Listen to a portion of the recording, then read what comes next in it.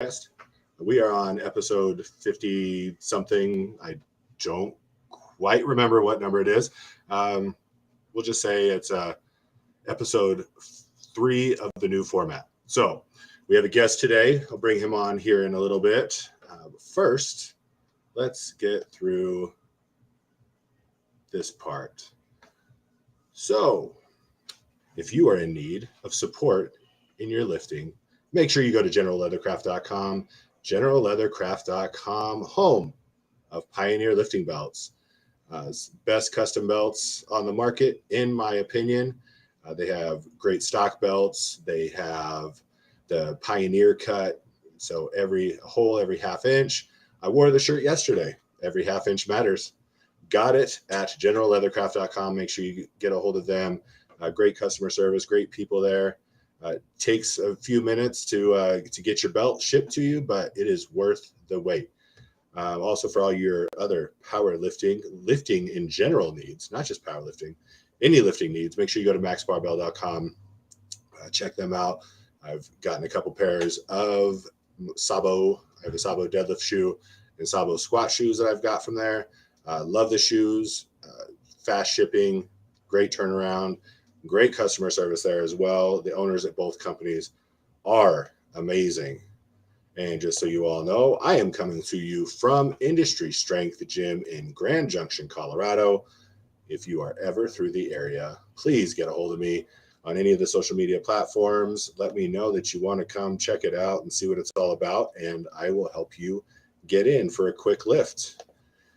Visit Everything with the Show, myself in the show, at lifting_ugly on Instagram, or search lifting ugly anywhere else. We have the Facebook page, Instagram, a TikTok, which I hate saying, but it's there, and I try and keep up on it just because it's the thing that the young kids do these days. So make sure you check those out. Like I said, if you ever need to get a hold of me for anything, do it through those avenues. All stuff Lifting Ugly is at liftingugly.com. It's that simple. Name of the show. Go to the website. Sweatshirts, shirts, tank tops, hats. What else? Oh, yeah, I got shorts on there. Women's and men's shorts. I guess technically it's women. They're all unisex shorts. If you are a guy and you want to wear spandex shorts, we have the shorts for you. And we have regular longer shorts as well. So make sure you go to liftingugly.com. Check out all the stuff that we got there. We have the team bios there as well. So if you want to go back and check out what each person that we've had on the podcast thinks of themselves, then make sure you go there and you can check their write-ups there. If you want to be a monthly supporter of the show, you can do so on Patreon, patreon.com/liftingugly. If we get enough people on there with a higher levels, we'll receive some good incentives, shall we say. So again, patreon.com/liftingugly. When we come back from the intro, we will have our very special guest. And if you follow us on the Instagram page, you'll already know who it is, but we'll get to know him better after this.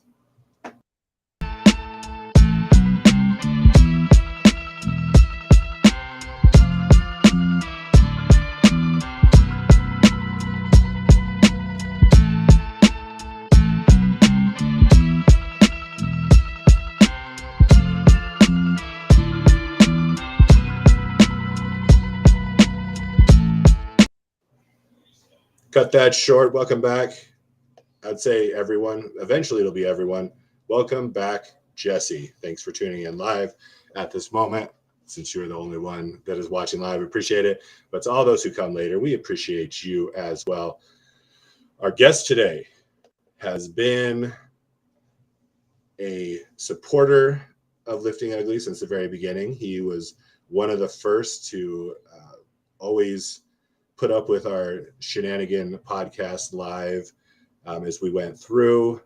He hails from Minnesota, as you will see from his Instagram tag. Ladies and gentlemen, it is our friend, Lifting Ugly team member, Seth Falk, Hey, aka Minnesota Norse. Yeah, I'm sure my accent's pretty thick too. I had a couple math teachers, different math teachers, both just came from Minnesota, and they had far worse accents. Good, good. They were on the verge of Canadian. Oh, were they up by the border then? Yeah, they must have been up north there Yeah. in Minnesota. Is they had did you ever watch Bobby's World, the cartoon? No. Oh man. One, you're missing out. Great cartoon. And they're from I believe they're either in Minnesota or in Canada, but yeah, the teacher sounded just like his parents did in the That's awesome. cartoon. All right, Seth. So we're gonna get some background from you. First time I met Seth, and I would say I'll include Alkai as well, even though he's moved on to bigger and better things. We met you in 2021. Yeah, June, I think, at Yeah. what was it, Rapid City Classic 2? Yeah. Yes. Or Black Hills Classic. The Black Hills Classic. Yeah, I guess it was the second one that they had. It was a pretty good class of people that were there. Yep. You were there, Tanner, that people may or may not know from the Massonomics phenomenon that they've got going. And then Austin Hudsonbyler from North Dakota was there. Dave. Oh, that's right. Where is he from? Is he from Minnesota as well? No, he's from North Dakota. He's from Fargo. He's okay. He's from Fargo. Yeah, right. And Big Nate too. And Big Nate, yep. Yeah, so there was a lot of big lifters there, and it was really cool to kind of watch. Every time I've tried to get ready for a powerlifting meet, I always get severely injured, but I've enjoyed taking people and then viewing the process. So how many meets are you strictly powerlifting? Is that what your main focus is? Yep. And then how many meets have you participated in? Since February of 2023. And then I did one. Yep. And then I did one like way back in 2009. That was like a USAPL meet. So I had like a 10-year break in there, 10, 15-year break. To really try and boost the numbers? Yeah, we can say that. And life gets in the way. Yeah. And that's the big thing that I always try and convey is this is all fun and it's great. But everyone needs to make sure that this lifting in general doesn't get in the way of your life. I've seen it ruin a lot of things, and it's pretty sad. But they can live in harmony together. Yeah, that's what we're trying to do, the best we can anyway. Right. All right, so I know we've talked about it before, and it's in your bio, but for anyone else, what is it that because you're not a professional powerlifter that makes money collecting prizes and sponsorships? Is that I'm assuming? Right. No, you're right. Yep. So what is your job for those that don't know? I am a special ed para at a school, and then I also coach 7th and 8th grade football, Knowledge Bowl, and then I work at a group home in the evening. Nice. So all that, and you still find time to put up some numbers. Yep, just whenever I can. All right, so I want to know more about Knowledge Bowl.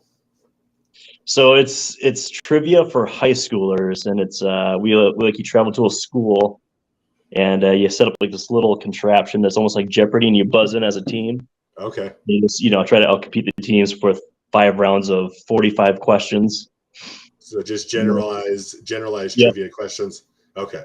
Yep, and there might be like a theme for like the last round. Like they've had like a Disney theme or like a Marvel theme or like special day, like Squirrel Day and Pajama Day. Yeah. Well, that's cool. Yeah, I had assumed it was. I didn't know like exactly how it went. I assumed it was like the mathletes, and I watch Big Bang Theory a lot, so they do the physics bowl thing there. So I figured it was a similar thing. I just wasn't sure if it was like it's just like it's any topic. Yep, it could be anything. Yep, general knowledge. And then there's pencil paper for like math questions or like how do you spell bioluminescent or something.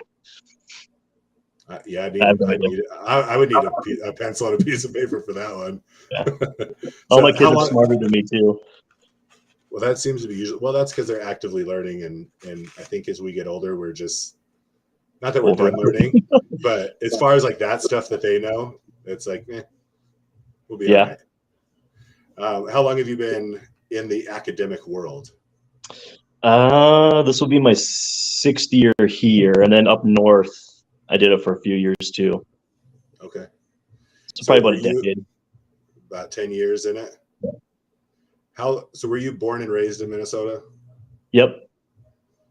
In Ortonville, but I was raised in Grand Marais, which is along the Canadian border on Lake Superior.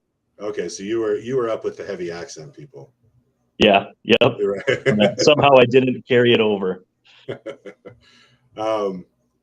Is there? I mean, I know a lot of like my music genre of choice is hip hop. There's a lot of guys that I listen to that are from Minnesota that love the state. What's the I've never been. So what's the draw to Minnesota? Like all the lakes, fishing, hunting. The further north you get, the little more hippie it is. So you get like the artsy people, and the art galleries, and just the big lake in general. And then like the Boundary Waters canoe areas up there.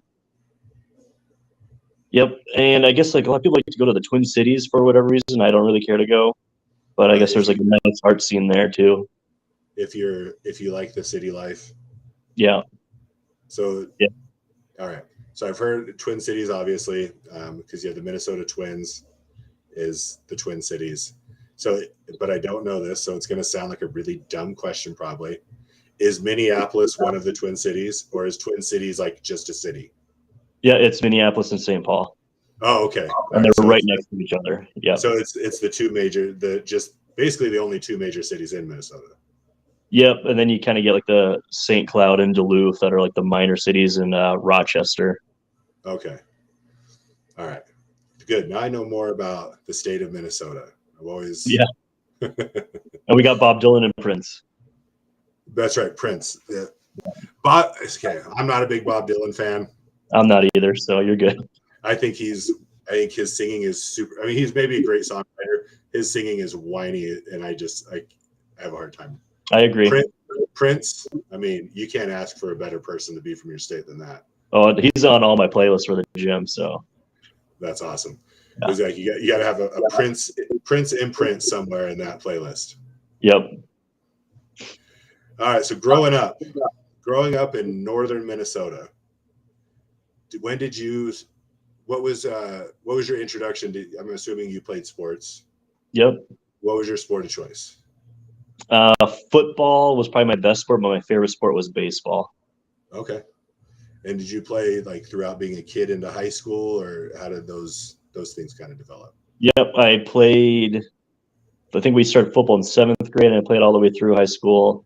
And then baseball, t-ball and everything, and then basketball. I played basketball 7th grade through senior year as well. Did you get involved in lifting in that time frame? Yeah, near the end, like my senior year, my dad was powerlifting with a guy who moved up from Texas. So that was my introduction. That was when single ply was king. Right. So there wasn't raw lifting quite yet. And then, the WPO had like multi-ply monolift lifting and like the super bench shirts at the time too. I think that still gets a lot of traffic. Not as much as it used to, but yeah, single ply was really big. For people who are not in the powerlifting world, I think the multiply the bench shirts, seeing the over 1,000-pound benches don't get me wrong, it's super impressive. I don't care. You're still moving. The weight's you have to hold it. It's got to move. But obviously, as most of us know, it's not true. It's not a true 1,000-pound bench. Right. I'm assuming, I don't know, I haven't kept up on it. I lose track of these things because people are doing crazy stuff every week. Is Julius Maddox still the raw bench record? Yeah, I think there's another dude from like Ukraine or Russia who also put up like 800 raw. But he didn't do the competition. He just kind of did it for like Instagram. Yeah. Okay. Which is incredible. I mean, that's Still insane. amazing. Yeah. I mean, I'm not even close. Well, I can't squat anything right now because I have so many issues. But even at my best, I was, almost 200 pounds off of that as Yeah, a squat, let alone as a bench. it's crazy. I wish he would do like a full meet to see what he could put up. Like for his squat numbers and his Yeah, deadlift. Yeah. like he has to have huge numbers if he trained him, if he's benching 800 pounds. I mean, yeah, because his legs have got to be I Yeah. mean, his back is huge, obviously, which Yep. helps support his bench as well. I mean, yeah, and he's a massive man. His legs have got to be giant, so it's just about pushing that weight. Yeah, it would be cool to see him do something other than just a bench only, but I guess that's obviously his specialty. Right. So Pops was involved with powerlifting and just kind of caught your interest. Yep. I see him like lifting in the gym, and it's, not like the other bro high schoolers, just doing biceps and Right. triceps. Like he's in the corner squatting and grunting and throwing chalk around. I'm like, yeah, that looks funner than just doing the bench a day and then hitting the upper body every day. And so, did you go to him to start it, or how did you start? Yeah, so I went to a couple meets to help him out, and then to just watch him, and then the other guy he was training with. Then I slowly worked in it. He didn't like push it on me or anything, but yeah. So then I asked him like, hey, and I'd like to do this. Can you help me? And my dad was like, oh yeah, for sure. So yeah, we started training. So you've been doing it pretty much nonstop since then. Yep, senior year through now. At least the training part. Yep. Obviously, there's hiatuses in there for as far as doing meets, but I mean, to be a power lifter, I don't think you have to do meets. You just train a certain way. Right. Do the power lifts and then kind of program all them. Your accessory movements. Yeah. So do you remember your numbers from your first meet? Yeah, I think it was a 485 squat and deadlift, and then like a 225 bench or something like that. Squat and deadlift aren't bad. How old were you when you first? I think I just turned 20. Okay, so you'd only been training for a year and a half or 2 years or something like that. So I mean, that's decent numbers for a 20-year-old. Yeah, just the bench has always been kind of lagging, but squat and deadlift for sure. That seems to be kind of a normal thing for most powerlifters. Yeah. If they have really high squats, high deadlifts, the bench is usually a little bit less. Yep. And if they have a high bench, then sometimes the squats and deadlifts aren't maybe as peak as some of their peers. Right. Unless you're gifted like Zen Hack or something. Right. Well, gosh, don't even start me with that guy. Like he pisses. Like, I mean, the guy's great, but his freakishness is so aggravating to watch because you watch the guy who's 220 pounds, squat 8 something, deadlift 8 something, benching 400 and some pounds, and then the next. Go ahead. Yeah, I think his last meet he squatted like 770, benched almost 6, and then pulled 903 at like 220. Yeah, maybe 198 even. And then he goes rock climbing the next day. Yeah. Yeah, it's not fair. The things that I wish my numbers could be just like a percentage of what his would be, what his are, and it'd be great. But yeah, you have those few freaks. You have him and a Hunter Henderson on. Yep. I'm not even going to say on the female side. On the male, like you put her on the male side, and she still is a freak of nature. Oh yeah, she'll still like make at least national level, or whatever weight class she's in. So what have your last numbers been? Not even just your last meet, but what was the last meet you competed in? Let's go there. It was in Mankato. I can't remember what it was, the name of it, but I was dealing with an injury, so my numbers weren't like super great, but still put up it was like a 685 squat and a 330 bench and a 600 deadlift. It's not shabby. Not too bad. Yeah. So when you're healthy, what numbers are you looking at right now?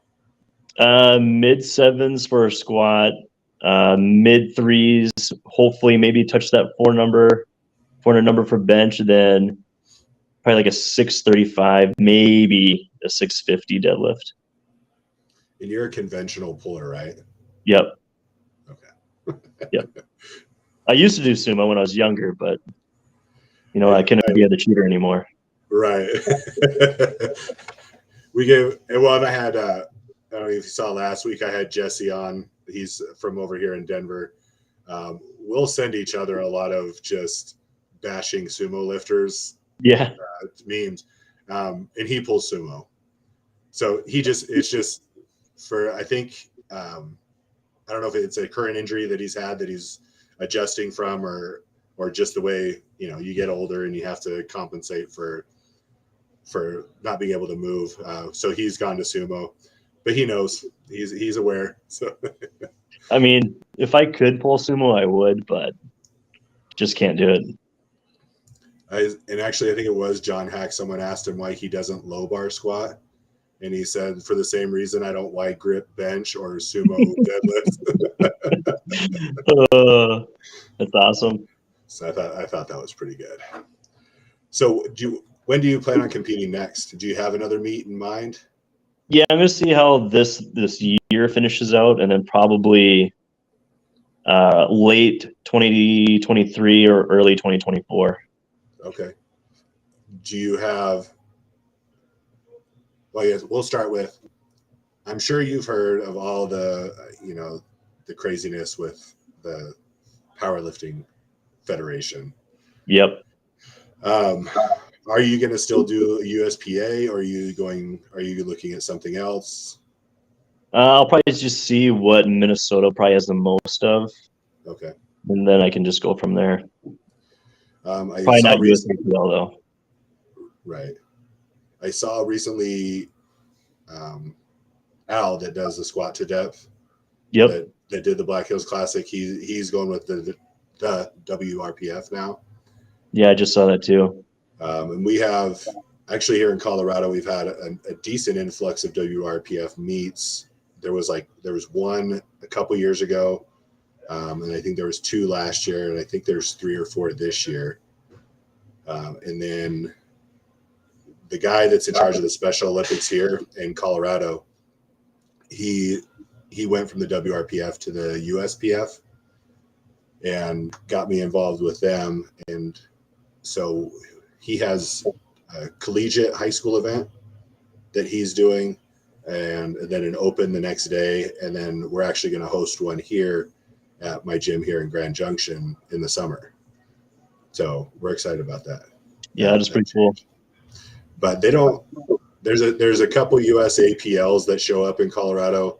I haven't seen a USPA meet in this state. Maybe I just haven't paid attention. It seems like whoever the promoter was kind of dropped the ball altogether.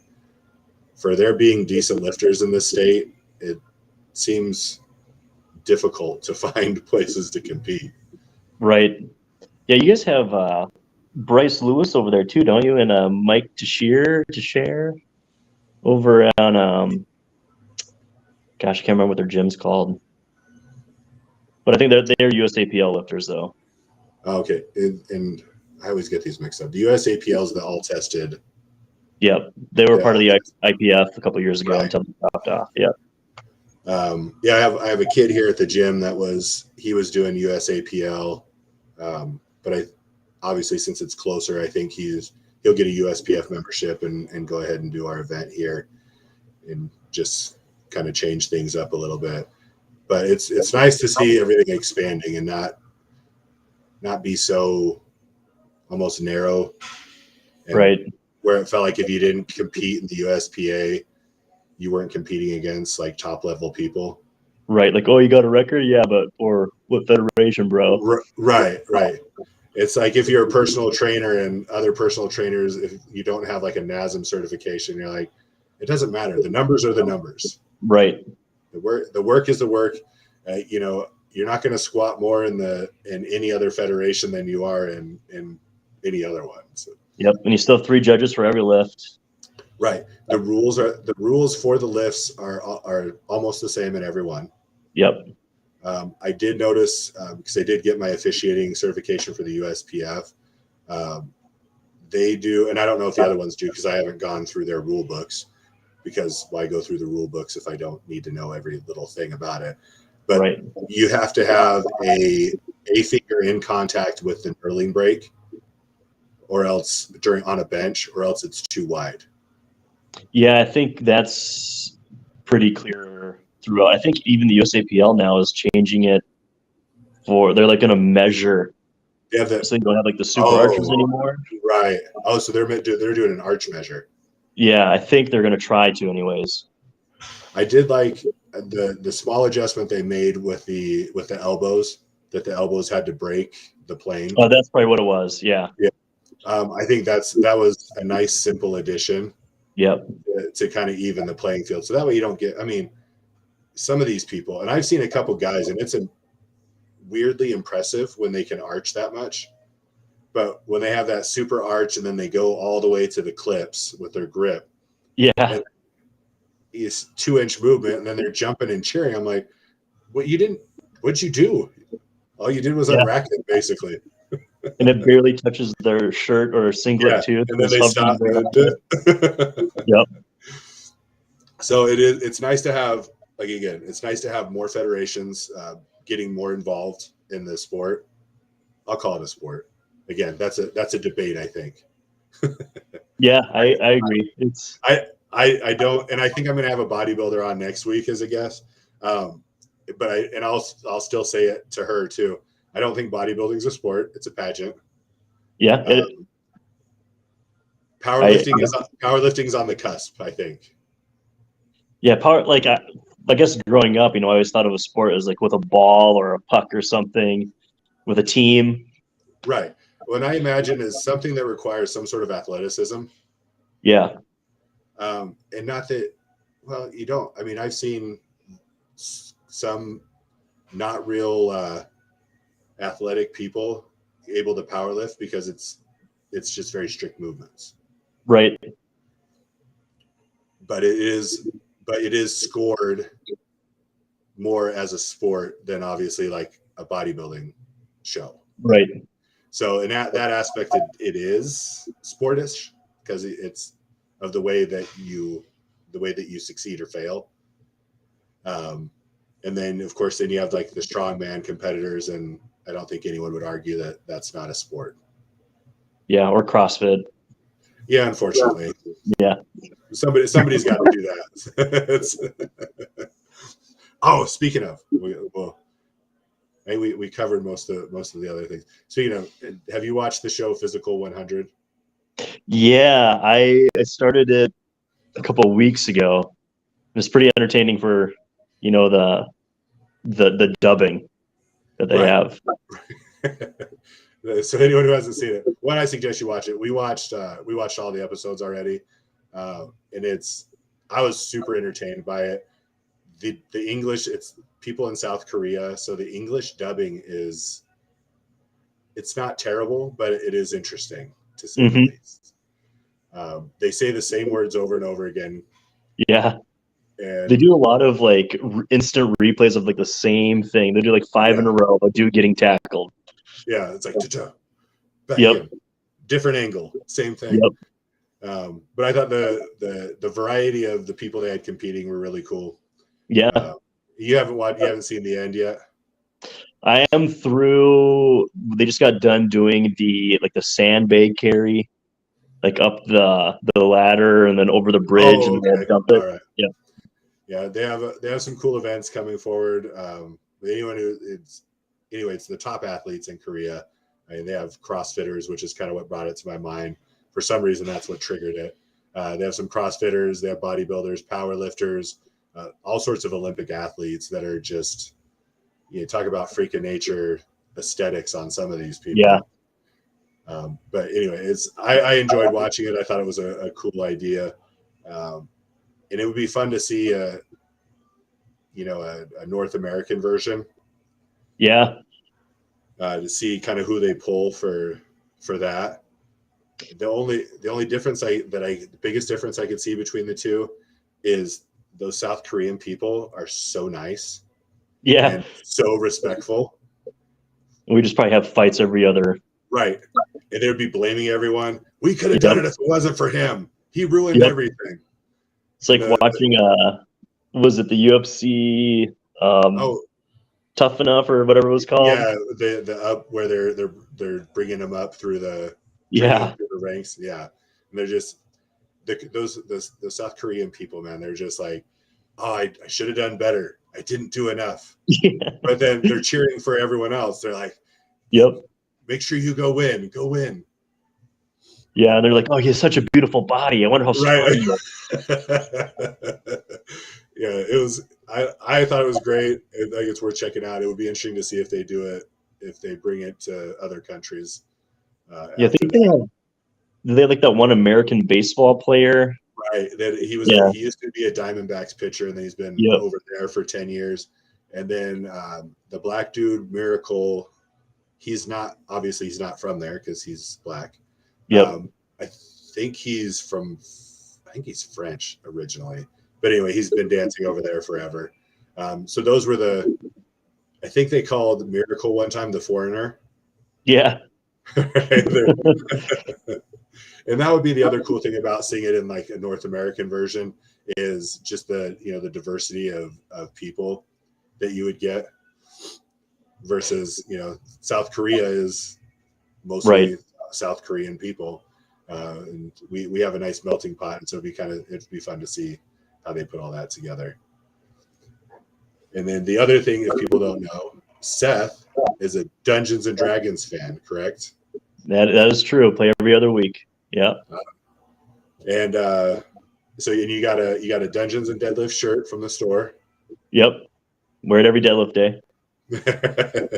I tend to wear mine on like bench day. Right. And then I have the deadlifters one that looks like the Dodgers logo, and I'll squat in that one usually, and just to not be, I guess I don't want to be so on the nose with my shirts and my lifting. But yeah, we have a lot of Dungeons and Dragons fans in our gym, and it's pretty entertaining. There's one of the guys plays 3 times a week. Oh wow, that's awesome. Yeah, 3 different groups, but and he writes all of the campaigns and for one of the groups. He's their dungeon master. Yeah. So what are your thoughts on the movie coming out? I hope it's at least okay. I just want it to be watchable. I don't want it to like ruin the game. I mean, I don't think it will, but. So have you seen any of the previews or anything? Yeah, with Chris Pine and then whoever the other actors are.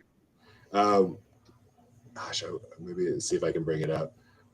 When I saw that Chris Pine was in it, I was like, oh, maybe it won't be that bad because he's in decent stuff. Right. And I'm gonna see if I had one of our Dungeons and Dragons nerds at our gym sent me one of the clips from the movie, and it looks really funny. So I want to see if I can pull that up and show that. Let's see. All right, so I'm gonna do a screen share so that you can watch.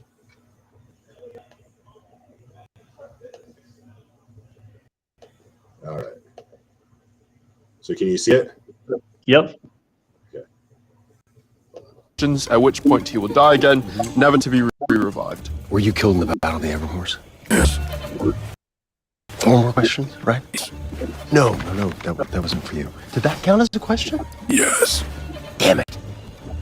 Only answer when I talk to you, okay? Yes. Why did you say okay at the end of that? I didn't. Fantastic. Where's the shovel? So if it's anything in the realm of kind of what that clip is, I think it'll be fairly entertaining. Yeah. I enjoy Chris Pine, so it should be all right. So I was just curious because I know there's sometimes when they do these things, and they make movies out of games that people are really into, or video games that people are really into, that it's not really popular sentiment in the community because they don't want it to be ruined. But I think from what I've heard, again, I've never played. I think it's very interesting. I don't have the patience, I don't think, to be able to do it.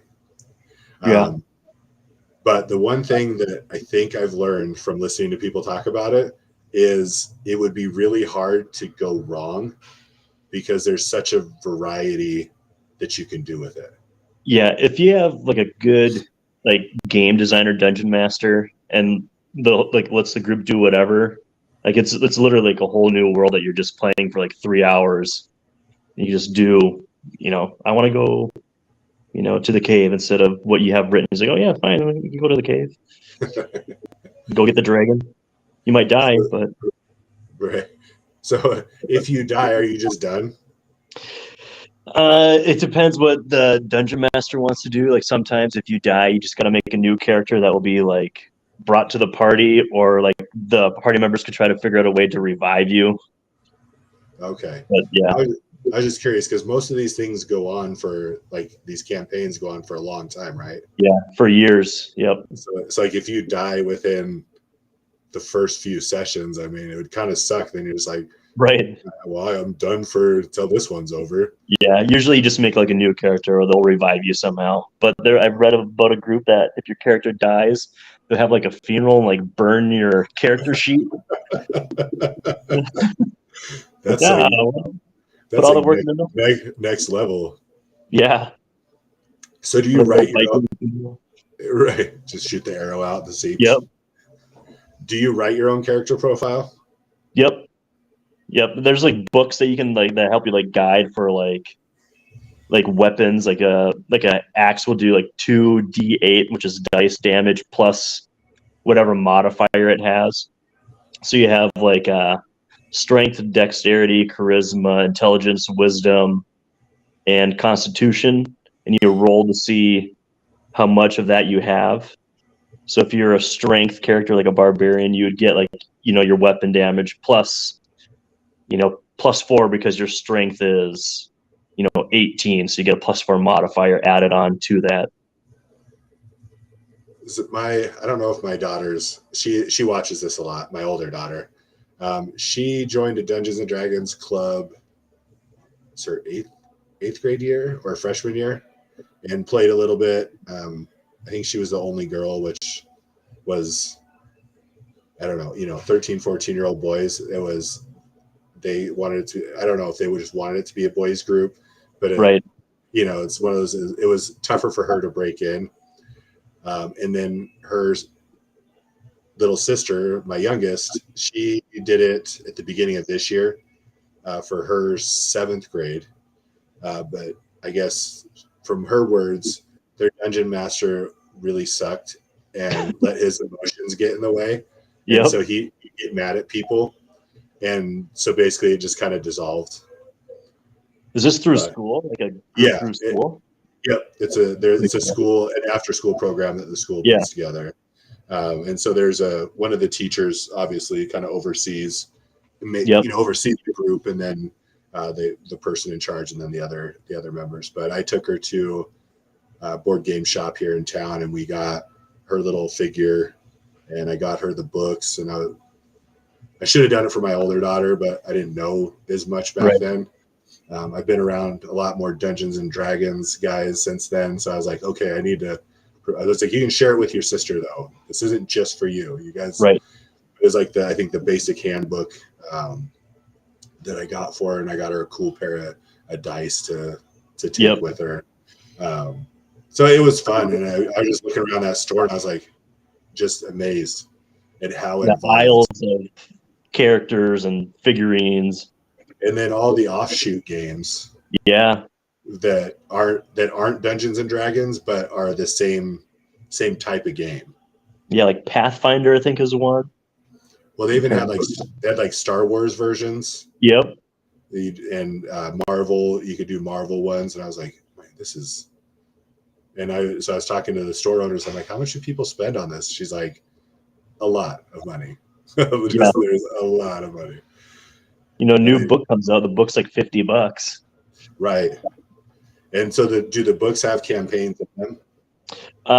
Like the player handbook and like the Dungeon Master Guide and the Monster Manual don't, but they like release like a pre-made campaign like a few times a year. So there's like 20 out right now for 5th edition.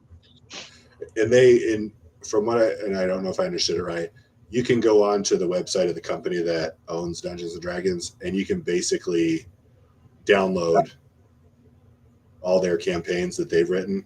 Yep.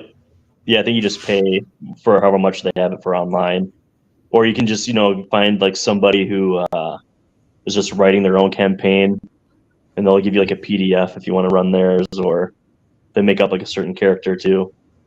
What I thought was really cool of the company that owns it is the fact that they don't charge fees for people to write their own campaigns. Yeah. So like it's basically a free, if you want to use their format and write your own, then you go ahead. Yep. And so it's kind of cool because they could easily be that company that is like, if we find out that your group is using an licensed campaign, we'll shut you down, or but yeah, that'd be ridiculous. Another thing that's interesting about it is it used to be such like I'm going to say it's still a nerdy thing, but everyone's nerdy in some way. That's my thing. Everyone's a nerd about something. But Dungeons and Dragons was like the outcast nerd thing in high school. Yep. And then it seems like over the last maybe more than 5 years for me, it's become like this like thing that a lot of people do. I mean, you have celebrity groups, athlete groups, and it's not a frowned upon, virgin guy that can't get a date. Right. Group of guys. It's people just playing this game. Yeah, I think like Garrett Miles and a couple other players from the Browns, they have a group that plays on like whatever day of the week. That would be wild. Yeah. See those. And then who's Sofia Vergara's husband? He's like really into it. Joe really? Something. Yeah. He's like his basement's like a man cave and it's all Dungeons and Dragons stuff. Vin Diesel plays, I guess. That's hilarious. Yeah. And I get the thing that really brought it out to me first was watching Big Bang Theory, and obviously they play. Yep. But then later on, when they go to Will Wheaton's house, he's got a group, and I think like Kareem's there, and not that it's like a real group that plays, right. But it just shows the fact that there's a large group of celebrities and people that play this game that is always thought to have been such a goofy thing to do. Right. Well, I think I saw it explode when Stranger Things first came out, and everybody's watching Stranger Things. Yeah. So a little bit later than a little bit after Big Bang Theory, then that Stranger Things phenomenon kind of it's really exploded. And then I was watching the show Ghost. I don't know if it's a comedy. The couple moves it to the mansion that she can see ghosts. And her husband, they have an episode where his group kicks him out because he lives so far away and his internet sucks. And so he makes his wife sit there with him and play with the ghosts. So he's playing Dungeons and Dragons with these ghosts that he can't see. Oh, that's funny. But yeah, so it's been fun to learn more about it. I definitely don't look at it the same way I did, probably 5 or 6 years ago. But I also don't think I have the time or patience, knowing in myself, to be able to just sit and focus that much on it. For like 3 to 5 hours a session. Right. And then just for an endless amount of weeks on end to, try and finish. And then you just start all over. Yeah. And then your character, you put so much time and effort and dies. Right. It's like, you can make a new guy, but I don't want you to be a paladin this time. It's like, oh my God, what am I going to be then? You got to start all over, new style of character, all the powers and weapons. And everything's gone. Oh, I don't know. I wanted to touch on that. I knew we would spend more time on Dungeons and Dragons just because there's a lot to talk about with it. Yeah. And it is something I don't know about that I'm always curious about. And I talk to my guys here every once in a while. I'll talk to them about it. And I know you got to go. You got to open the gym for the kids to get for their lift today. Is that right? Yeah. Yeah. Open gym for the community. Actually, we just got a brand new gym that we're trying to, bring in the community a little bit at the high school. Nice. So open that up for public use. How long does that stay open for them? We just do 2 hours on Sundays for right now. Then there's a lot of interest. We're going to gradually, get more hours throughout the week. Awesome. Well, that's great. How big is your area? Like, is it a small community that you live in? Yeah. Clara City, which is where the high school is at, is 1,300 people. And then there's a couple small towns, between 300 to 600 people scattered throughout. So, maybe like a 3,000, 4,000 person community, give or take. All right. Well, I'm going to let you go so that you can go get that taken care of. I appreciate you being on. It was good talking to you again. Yeah. Thank you. My plan is to kind of rotate you guys through every so often. And from here on out, we'll have our topic today was more specific, more Dungeons and Dragons than anything, but yeah, I'll have other topics that we'll bring up and we'll try and discuss in depth. But yeah, we'll have you back on again soon. But go take care of that community. Make sure they get lifting, and we'll talk to you soon, buddy. Thank you. Yeah. Thank you for having me. All right. Have a good one. Yep. See ya. All right, everyone. Thanks for joining us on today's podcast. Want to thank again Seth for joining us. It was a lot of fun having him on, going over the things we went over. Make sure you check him out if you're not watching, I'll tell you, his handle for Instagram is at Minnesota_Norse. Make sure you check him out there. Follow him. He has all his lifts and stuff like that. Really, really cool guy, really fun guy to be around. So make sure you check him out. Thank you for joining us today. We will be back next week. I believe, like I was telling him, that I have a bodybuilder on deck that she said she would join. I just need to get the confirmation and get all that lined up. So we'll go down that rabbit hole next week. All right, ladies and gentlemen, thank you. We're out of here.